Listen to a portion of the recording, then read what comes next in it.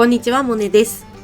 今日の動画は毎月恒例の1ヶ月を振り返る手帳の中身動画です。バイブルサイズに変えて1ヶ月が経って、このサイズ感にだいぶ慣れてきました。今月の楽しい手帳時間は、本の出版が決まったよっていう報告から始まりました。嬉しいことにこちらの動画が過去一のコメント数となり、まだ全てのコメントにお返事返しきれてない状態ですが、必ずお返事いたしますので、気長にお待ちいただければと思います。いや、本当ありがとうございました。私はそんな嬉しい報告から始まった5月でしたが、皆さんはどんな1ヶ月だったでしょうか。この動画を見ながら一緒に振り返りができたら嬉しいです。今月はいろいろとページが増えたので、よかったら最後まで楽しんでいってください。それでは今日も楽しい手帳時間行ってみましょう。まずは私のバレットジャーナルの構成から紹介します。私のバレットジャーナルは見返しやすいように3つのセクションに分けています。1つ目が年全体に関わる場所。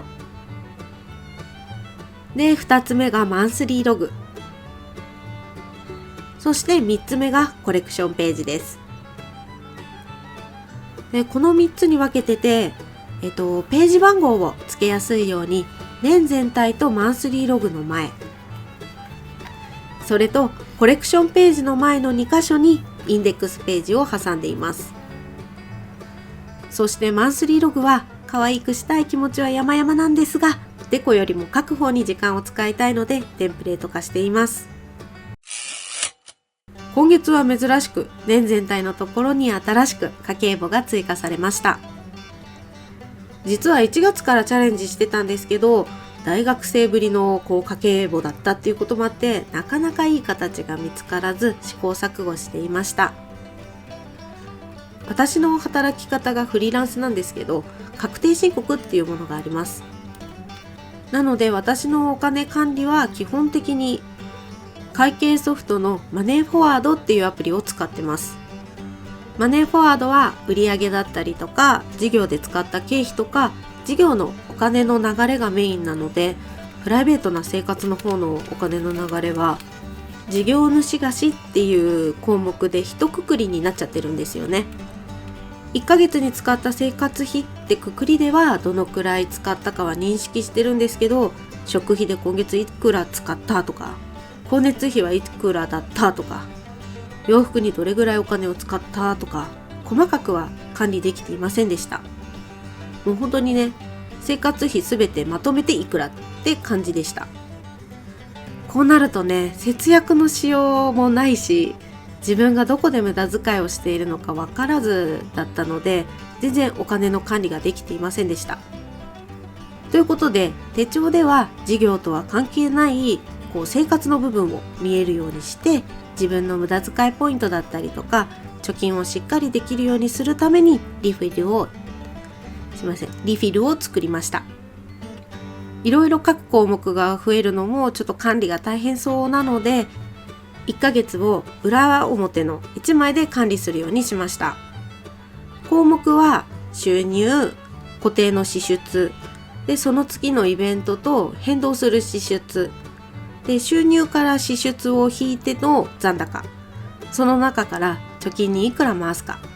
この5つを書けるようにしました。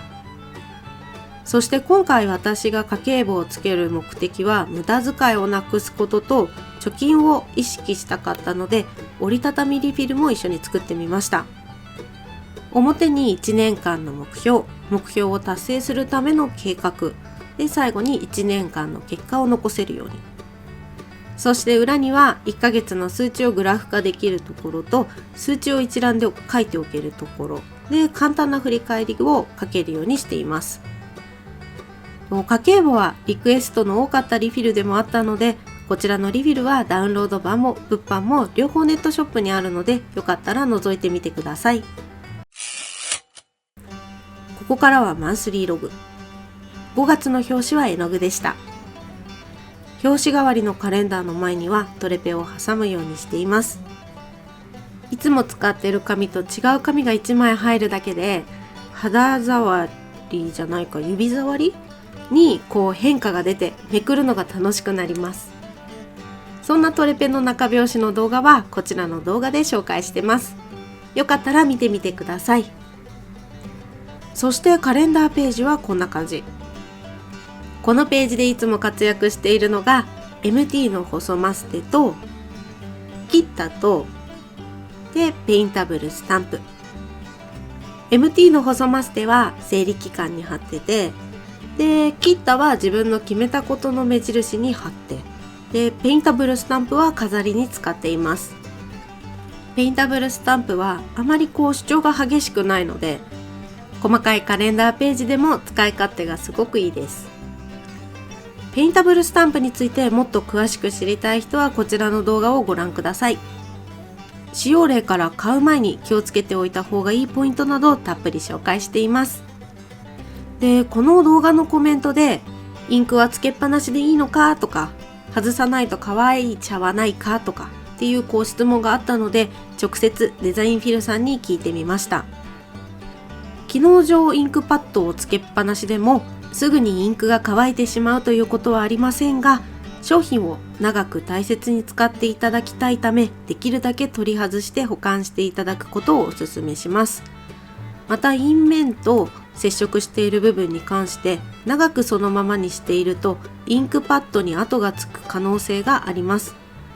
押されたへこみは時間とともに元に戻っていきますが、パッドに負荷がかかっている状態ですので取り外しておくことがおすすめですとご回答いただきました。今回私はインクパッドの蓋を取り付けたタイミングで捨ててしまったので、ちょっとねつけっぱなしになりそうです。カレンダーページの次はタスク管理ページ。今月の大きな目標はゴールに。その目標を達成するためにやらなきゃいけないことをトゥードゥに管理しています。去年の10月、こちらの動画で弱音を吐いたのを覚えていらっしゃいますでしょうか。人生で初めて物件の審査に落ちて、それから随分とやる気をなくしていまして、新居探しをしてなかったんですけど、今月ついに新居探しをスタートしました。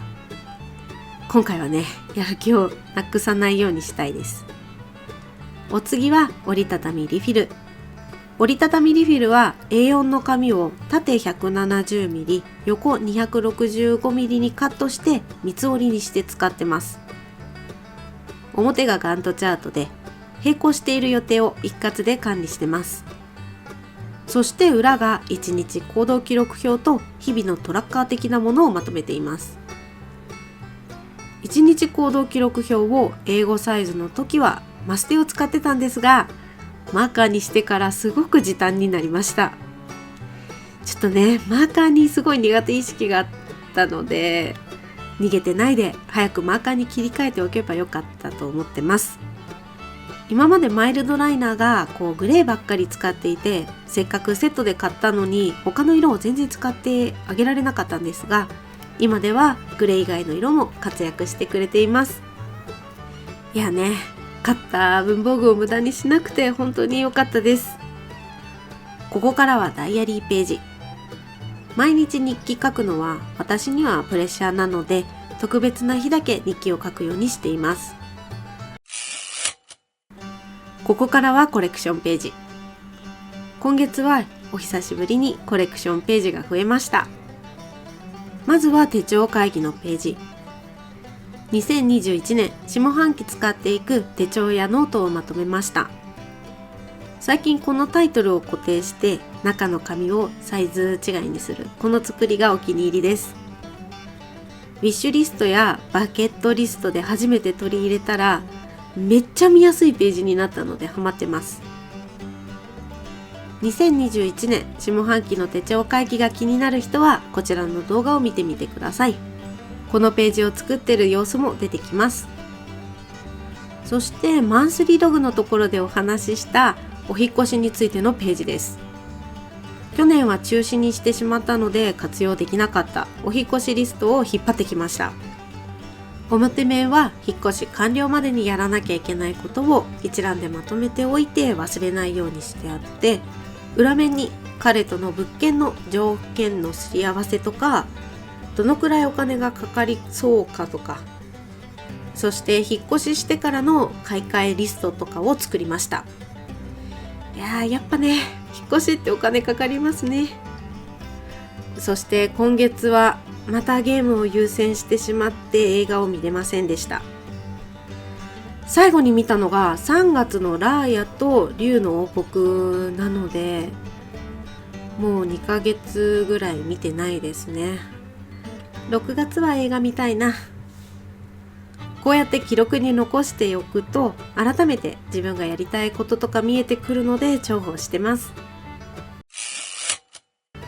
今月の動画は1ヶ月を振り返る手帳の中身動画でした。今月は家計簿が完成したり、引っ越しのリフィルがまた活躍してくれたりと、意外と動きのあった月になりました。皆さんはどんなページが今月増えましたか？よかったらコメントで教えてください。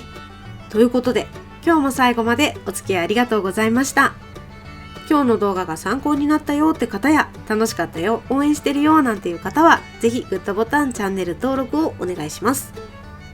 いまいちだった場合も正直にバッドボタンを押しちゃってください。もっとね、楽しんでもらえる動画を作ろうって思わせてくれる私にとって大切なボタンです。それではまた金曜日にお会いしましょう。モネでした。